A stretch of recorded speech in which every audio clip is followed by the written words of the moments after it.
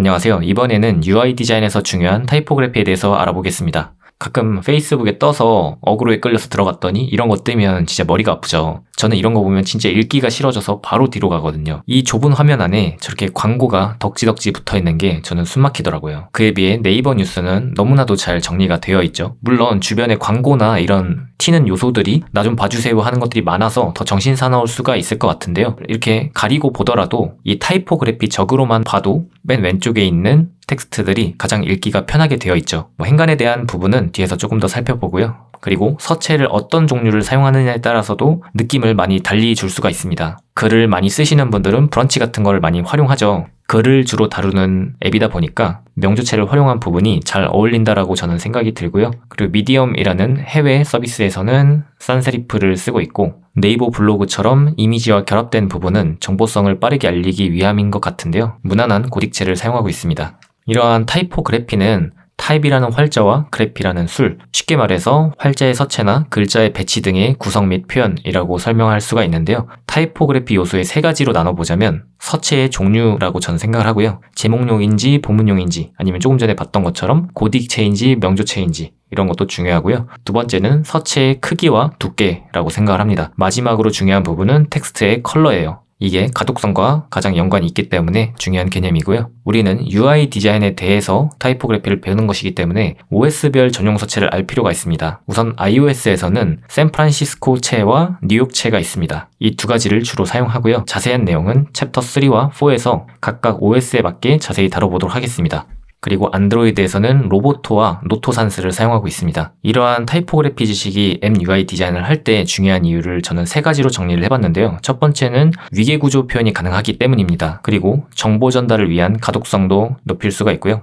마지막으로는 접근성에 대한 개념으로 유효성 검사에 충족된 크기나 대비를 활용해야 하는 이런 개념으로 접근하겠습니다. 일단 첫 번째로 위계구조와 가독성에 대해서 한번 예시를 들어볼게요. 이 왼쪽에는 무수하게 많은 문제들이 있습니다.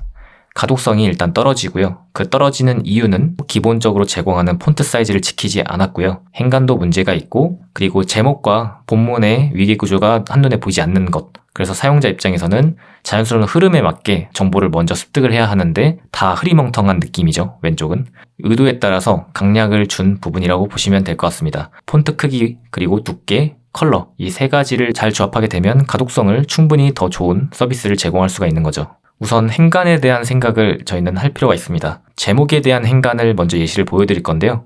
이런 식으로 카드 UI나 리스트 UI에 자주 사용되는 포맷이죠. 보통 한 줄 아니면 두 줄, 많게는 세 줄까지 나타나는데요. 굉장히 짧은 글줄이죠. 그리고 제목이기 때문에 이 행간을 좁게 가져가야 됩니다. 본문처럼 200%를 활용하게 되면 불필요하게 벙벙해 보이는 문제가 있죠. 제 개인적으로는 제목 행간에 대한 부분은 125%에서 150% 사이를 둡니다. 여기에 사용된 샌프란시스코체를 기준으로는 140%가 가장 일반적이라고 저는 생각을 합니다. 그리고 조금 더 좁게 가져가면 120%까지 할 수 있는데 너무 좁아져도 가독성을 좀 해치는 부분이 있다고 생각합니다. 그리고 본문에 대한 행간인데요. 글줄이 굉장히 긴 경우는 이 좁은 화면에서 집중해서 글을 읽어야 하는데 이 행간이 너무 좁게 되면 글을 읽다가 왼쪽으로 다시 돌아갈 때 눈으로 계속 읽어 내려가야 되는데 너무 따닥따닥 붙어 있어서 읽기가 불편하게 되어 있습니다. 이 부분은 140%, 160%, 180%로 했는데요. 저는 이 정도로 긴 글줄은 무조건 180 이상을 사용합니다. 폰트나 이 폭이나 크기에 따라서 좀 다르긴 한데요. 저는 앱에서는 180%를 선호하고요. 조금 넓게 가져가면 200%를 사용하기도 합니다. 그리고 행간만 다뤄봤는데 가독성과 접근성에 대한 예시를 보여드릴게요. 우선 첫 번째, 두 번째는 문제가 있는데요. 첫 번째의 가장 큰 문제는 유효성 검사에 충족되지 않는 폰트 컬러를 사용했다입니다.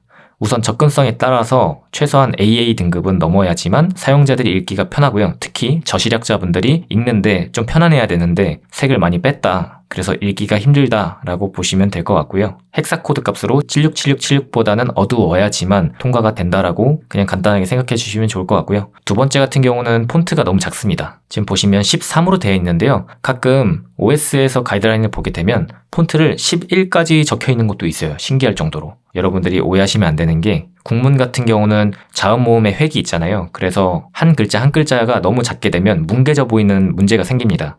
그래서 OS 가이드라인에서 최소 폰트 크기가 11로 돼 있더라도 저는 12로 적용을 하고요. 그리고 12는 큰 비중을 두지 않는 정보일 때나 쓰는 거지 이런 본문을 쓸 때는 최소 14에서 16을 쓰는 것을 권장드립니다. iOS에서 기본값으로 제공하는 본문의 크기는 17입니다. 13이면 많이 작다라고 여러분이 느끼실 거예요. 이 부분 역시 iOS 안드로이드 챕터에서 조금 더 자세하게 다뤄보도록 하겠습니다. UI 내 정보 전달이 잘 되는지, 그리고 그 정보에도 우선순위가 있을 거죠. 제목이냐, 부제목이냐, 본문이냐 이런 것들에 따라서 한눈에 우선순위가 보이는지, 유저가 읽을 때 강조할 것부터 읽는지 이런 것들을 같이 고려하시면 좋을 것 같습니다. 누구에게나 잘 읽히도록 UI 디자인하는 게 가장 중요한데요.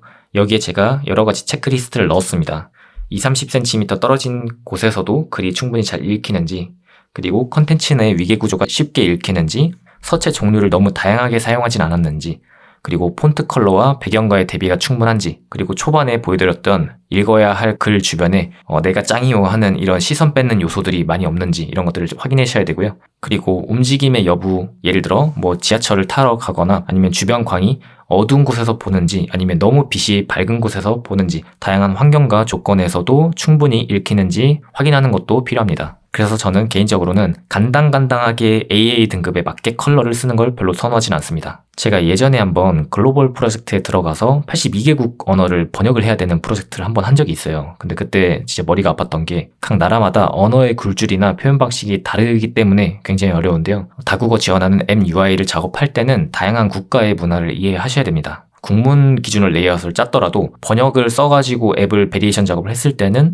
레이아웃이 틀어지는 게 분명히 생기게 됩니다. 특히 러시아어와 독일어가 굉장히 긴 편이라서 한국어로 두 글자, 예를 들어 뭐 검색 이렇게 썼는데 번역기 돌려보면 막 이게 6글자, 7글자 돼가지고 레이아웃이 틀어지는 경우도 분명히 생기게 됩니다. 그래서 여러분들이 다국어 서비스를 지원할 때는 그 폭 자체를 너무 타이트하게 잡으시면 안 됩니다. 가장 긴 걸 기준으로 작업하는 것을 추천드립니다. 그리고 아랍어 같은 경우는 우측에서 좌측으로 읽고 사용합니다. 레이아웃까지도 반대예요. 제가 샘플로 예시를 만들어 봤는데요. 왼쪽이 그냥 우리가 쓰는 일반 앱 형식이라면 오른쪽은 아랍어 형식이라고 보시면 돼요. 뒤로 가기라든지 뭐 글줄이 배치되는 거라든지 스와이프하는 위치라든지 이런 것들이 완전히 정반대라고 보시면 됩니다. 혹시라도 여러분이 이 아랍어 관련된 앱 서비스 디자인을 하게 된다면 알아두시면 좋고요. 그리고 각 나라별로 표준이라고 불리는 서체가 있습니다. 저희 눈에는 이뻐 보이는데 사실상 그들 눈에는 별로인 서체들이 분명히 있을 거예요. 예를 들어 외국인이 우리나라 굴림체 보고 너무 이쁘다라고 하지만 저희는 사실상 그 서체를 별로 선호하지 않을 수가 있잖아요. 그런 것들을 체크해서 작업하시는 게 좋습니다.